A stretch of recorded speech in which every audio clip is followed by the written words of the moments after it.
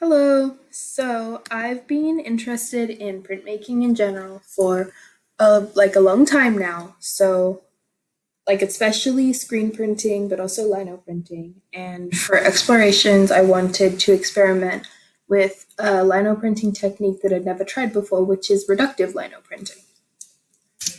Reductive lino printing is this isn't my print by the way. I wish. Lino printing essentially is you print several different colors, but all from the same lino block. Whereas with a multicolored lino print, usually you would use a different block for every color. Reductive lino printing is also called suicide printing because you can't print again after you've done your addition. Because essentially, you carve away the parts of the block for one color and then you print it and then you carve away more and print it again until you have the finished product. The process is essentially to plan your design and map out all of your different colors and carve your first layer of lino, print it, and then repeat it until you have all of your colors down.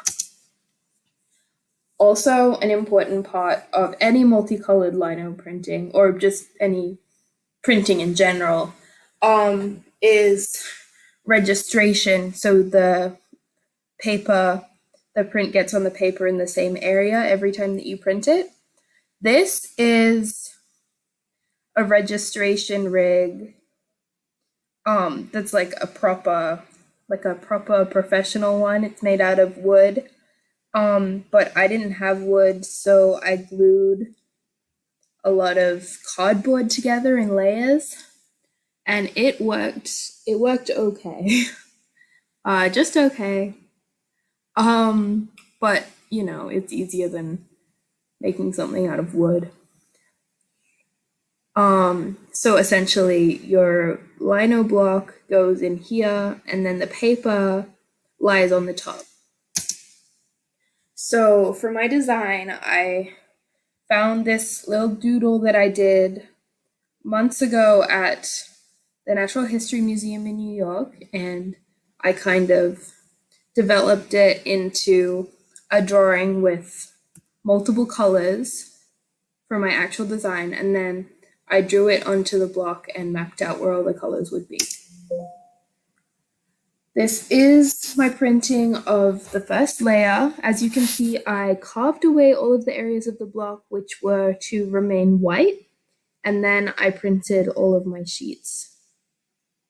And then on the second layer, I carved out all of the colors, all of the lino, which I wanted to remain this kind of dark purple color. And then this is the finished print with the final color, which was black. As you can see, there are a lot of issues with it on just like how I printed it and how I carved the block and did the registration and everything.